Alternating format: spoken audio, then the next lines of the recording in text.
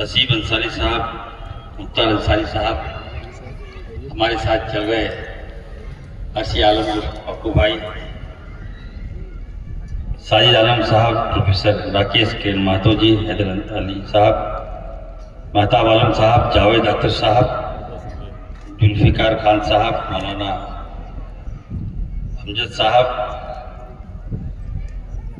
और मंचा सिंह, सभी हमारे एजुकेशन क्षेत्र के सभी एक्सपर्ट लोग यहाँ पे आए, हमारे सभी साथियों, पर्दा नसीब माताएं बहनें, नौजवान साथियों और पत्रकार बंधुओं, सबसे पहले तो मैं धन्यवाद दूंगा खास करके यहाँ के जो मैनेजमेंट है, जो देख रेख है, जिन्होंने शाहीन ग्रुप को झारखंड में लाने का काम किया और खास करके एक एजुकेशन हब बनाने का काम किया। इरवा, हम लोग जानते हैं, इरवा पूर्व मंत्री, पूर्व विधायक अब्दुल रज्जाक अंसारी साहब, जिन्होंने राज्य में एक पहचान दी कि नहीं, इरवा जो संस्था है मेडिकल के क्षेत्र में, हैंडलूम के क्षेत्र में और खासकर बुनकर के क्षेत्र में काफी आगे लाने का काम किया, एक पहचान दी गई। रांची जब भी हम लोग आसपास आते हैं तो जब इरवा का नाम सुनते हैं तो अब्दुल रज्जाक अंसारी साहब का नाम आता है। तो निश्चित तौर पर हमें लगता है कि नहीं, अब इरवा जो है एजुकेशन के क्षेत्र में आगे आएगा। शाहीन ग्रुप, साइंस संस्था न केवल हिंदुस्तान में बल्कि दूसरे राज्यों में, दूसरे देशों में भी अच्छा काम कर रहे हैं, वहाँ भी इंस्टीट्यूट है। हम तो डॉक्टर कादिर साहब से मांग करेंगे कि एक तो आपने शुरुआत किया है इरवा से, कम जामता और मधुपुर में भी एक शाहीन ग्रुप का इंस्टीट्यूट खोलने का काम करें। हमें सेवा का करने का अवसर दें। हम चाहते हैं कि हमारे बाल बच्चे एजुकेटेड हो, हमारे बाल बच्चे पढ़े लिखे और समाज में आगे आए। अभी मैं हमारे मंत्री अफजल हसन साहब की बात सुन रहा था, निश्चित तौर पर उन्होंने कई मदरसे खुलवाने का काम किया, अच्छा प्रयास। हम समाज में आज हमारा जो फोकस होता है दीनी तालीम को हम लोग भूलते जा रहे हैं और दीनी तालीम ही हमारा बेस है, हमारा जड़ है, हमारा मजबूती का कारण दीनी तालीम है। और वैसे संस्था जहां दीनी तालीम भी हो और दुनियाई तालीम भी, वैसे संस्थानों को हम लोग मजबूत करेंगे। हम लोग दो मंत्री हैं, हम और भी लोगों को कहेंगे कि आप लोग बढ़ चढ़ कर आगे आइए, स्कूल खोलिए, कॉलेजेस खोलिए और जहां आपको लगता है कि नहीं हम सबकी आवश्यकता हो तो निश्चित तौर पर हम लोग सरकार से बढ़ चढ़ कर हम लोग आगे आएंगे, आपको सपोर्ट करेंगे।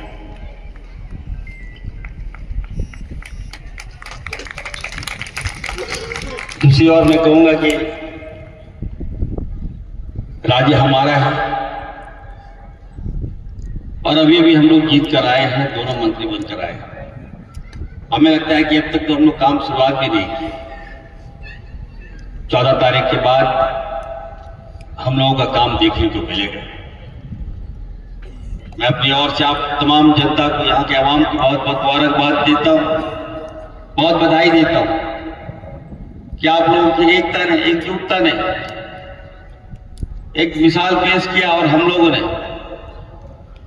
एक निष्पक्ष सरकार, महागठबंधन की सरकार,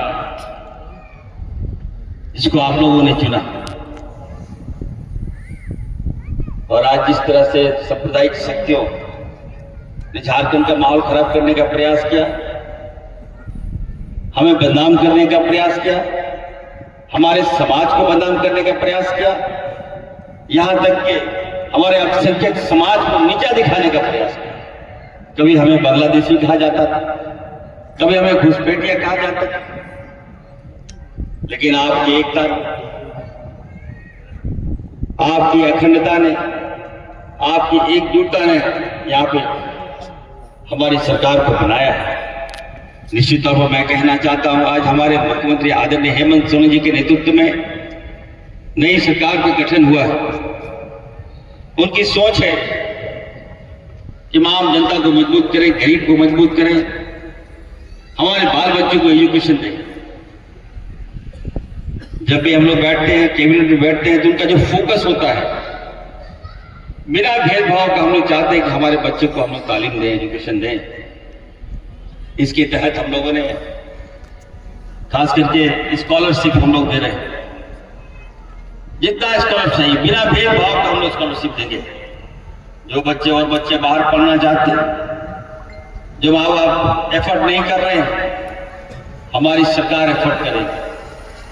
अपने बाल बच्चों को हम लोग अगर चाहे वो बाहर की तालीम लेना चाहें, बाहर अगर जाकर एजुकेशन लेना चाहें, तो निश्चित तौर पर हमारी सरकार उनको हम लोग स्कॉलरशिप मुहैया कराएंगे। ये हम आप सबको श्योर करते हैं, आश्वस्त करते हैं।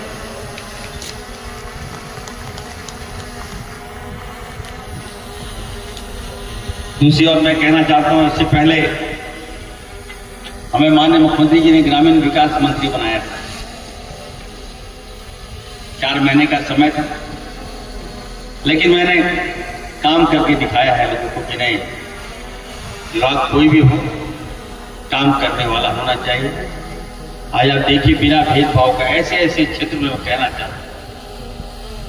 राज्य लिए 24 साल हो गया, लेकिन हमारे खास करके 18 सालों में भाजपा ने किस तरह से हमारा हक छीना, मैं बता नहीं सकता।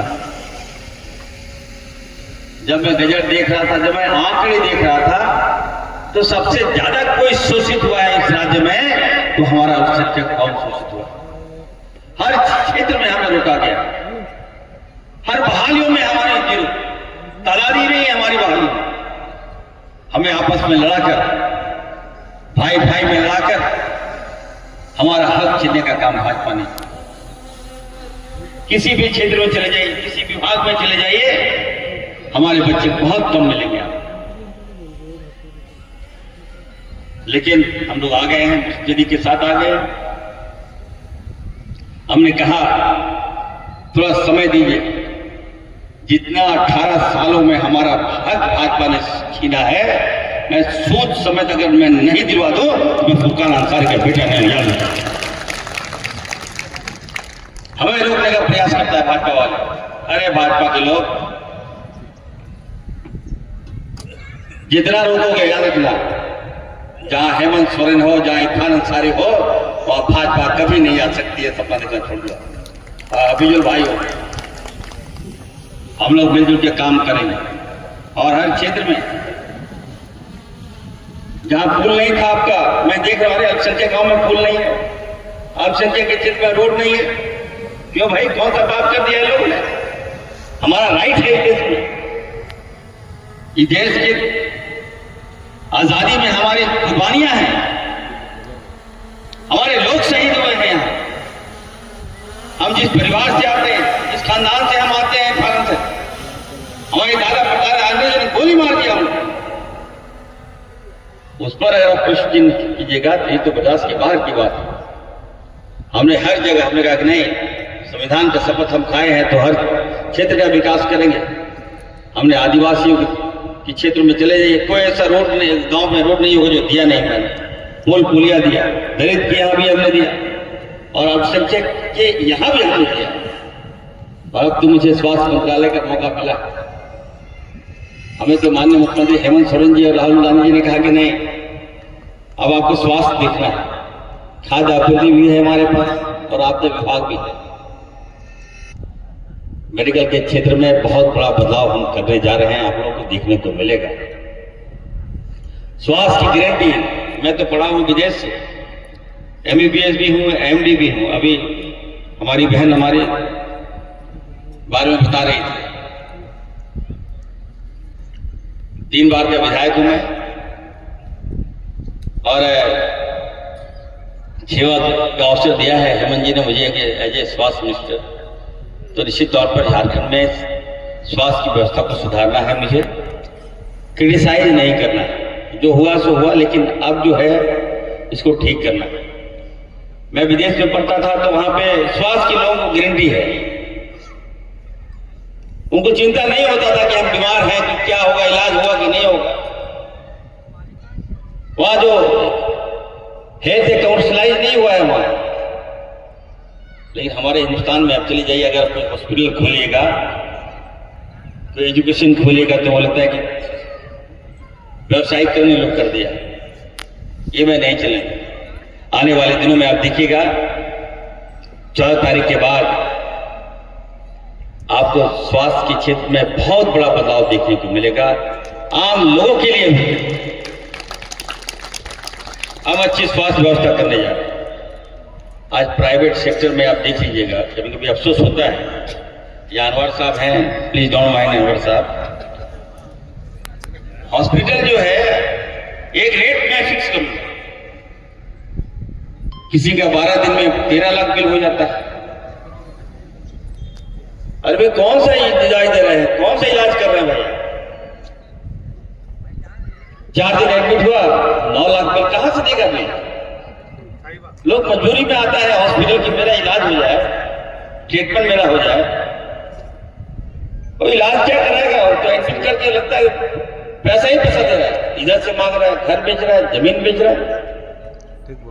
इसलिए मैं अपने आवाम को आश्वस्त करता हूं कि मैं बहुत जल्द सभी हॉस्पिटल में मैं रेट फिक्स कर दूंगा।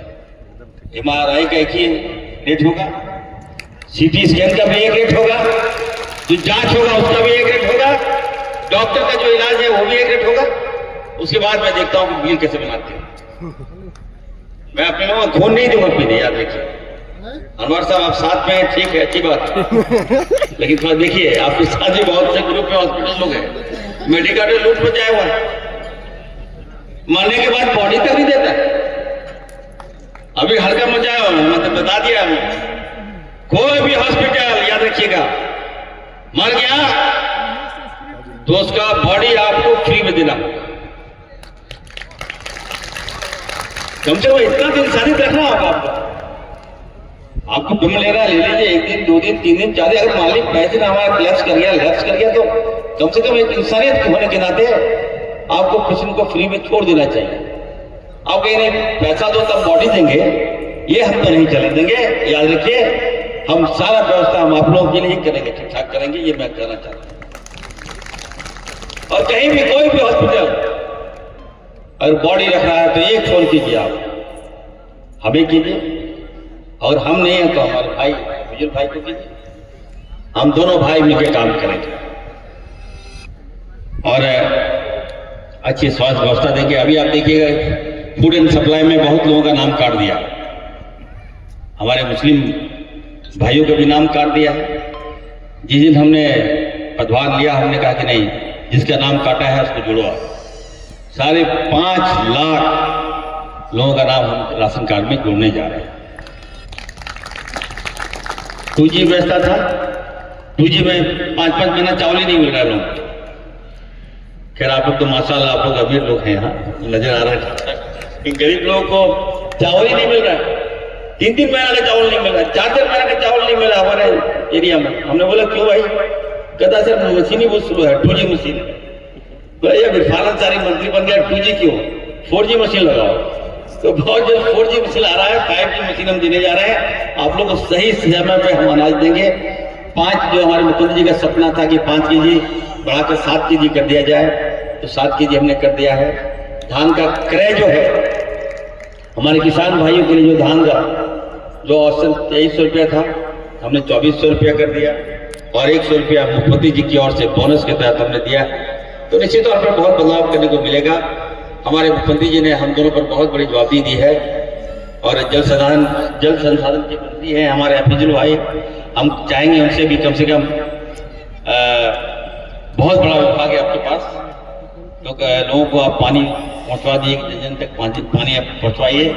डैम के माध्यम से, यूरिया के माध्यम से पानी आना चाहिए। फिर से मैं कहूँगा, खास करके साइन ग्रुप के यहाँ पे जो डायरेक्टर हैं उनको मैं बहुत बहुत मुबारकबाद देता हूँ, बधाई देता हूँ कि बहुत अच्छी सोच के साथ आप आगे बढ़ रहे हैं। आपने खास करके जो एजुकेशन के क्षेत्र में जो आपने शुरुआत किया है, एक हमें लगता है कि मील का पत्थर साबित होगा। मैं अपने ओर से आपको बहुत बहुत शुभकामनाएं देता हूँ, बधाई देता हूँ। और खास करके डॉक्टर कादिर साहब का, कि कादिर साहब आप शायद फॉरेन में भी आपका इंस्टीट्यूट चल रहा है, तो एक इंस्टीट्यूट हमारे मधुपुर में और एक इंस्टीट्यूट हमारे जामताड़ा, आप खुलवा दीजिए। हम लोग तो उतने बड़े आदमी नहीं है और हम लोग के पास बैकअप नहीं है। आपके जैसा बैकअप हम लोग सट जाए तो निश्चित तौर पर हम लोग राज्य का कल्याण कर सकते हैं, उत्थान कर सकते हैं। आप सबने मुझे यहाँ बुलाया, जो सम्मान दिया उसके लिए बहुत बहुत आभार, बहुत बहुत शुक्रिया। अस्सलाम वालेकुम।